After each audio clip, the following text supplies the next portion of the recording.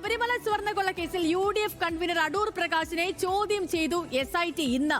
ഉണ്ണികൃഷ്ണൻ പോറ്റിയുമായുള്ള ബന്ധവും സാമ്പത്തിക ഇടപാടുകളും ഒക്കെയാണ് അന്വേഷണ സംഘം ചോദിച്ചറിഞ്ഞത്. SIT നടപടിയിൽ അസ്വാഭാവികത ഇല്ലെന്ന് ആദ്യം പ്രതികരിച്ച അടൂർ പ്രകാശ് പിന്നീട് ചോദ്യം ചെയ്യൽ രാഷ്ട്രീയ പ്രേരിതമാണെന്ന് തിരുത്തി പറയുകയും ചെയ്തു. പെരുങ്കള്ളന്മാരെ പലവട്ടം കണ്ടയാളാണ് UDF കൺവീനർ എന്നായിരുന്നു CPIM സംസ്ഥാന സെക്രട്ടറി MV ഗോവിന്ദന്റെ പ്രതികരണം. വിശദമായ റിപ്പോർട്ടിലേക്കാണ് ആദ്യം.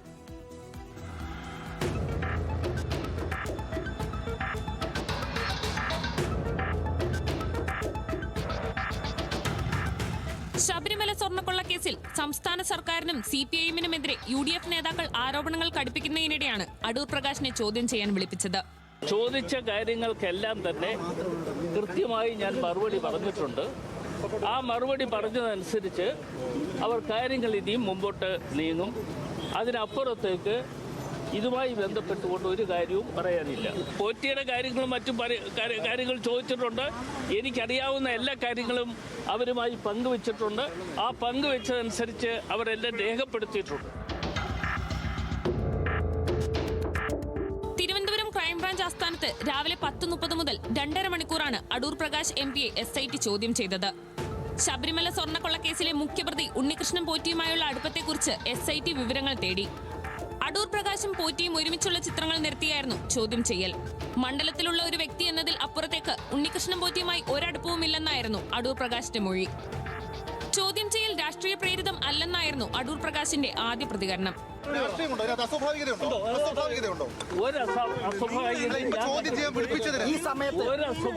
ഞാൻ കണ്ടിട്ടില്ല. ചോദ്യം ചെയ്യാൻ വിളിപ്പിച്ചത് ഞാൻ അവിടെ പോയി പറയാനുള്ള മുഴുവൻ കാര്യങ്ങൾ പറഞ്ഞിട്ടുണ്ട്. എന്നാൽ മിനിറ്റുകൾക്കകം തിരുത്തി.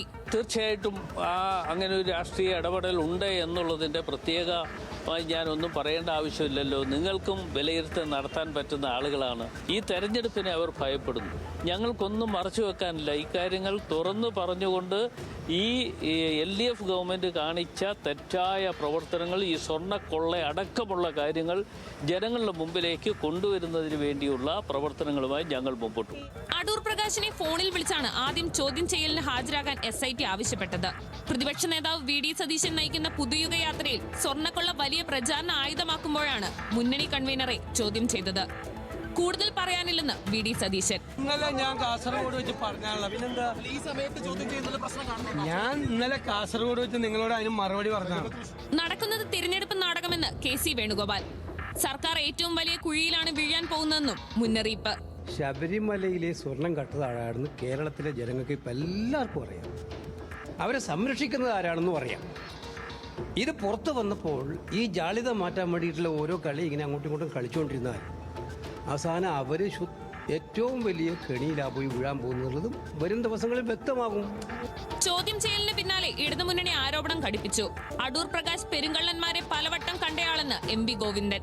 അടൂർ പ്രകാശ് ഈ വലിയ പെരുങ്കള്ളന്മാരുമായിട്ട് കേരളത്തിൽ മാത്രമല്ല ഇന്ത്യയുടെ വിവിധ മേഖലയിൽ സന്ധിക്കുകയും സമ്മാനങ്ങൾ വാങ്ങുകയും ചെയ്തു എന്നുള്ള വിവരം പുറത്തു വന്നിട്ടുണ്ട്.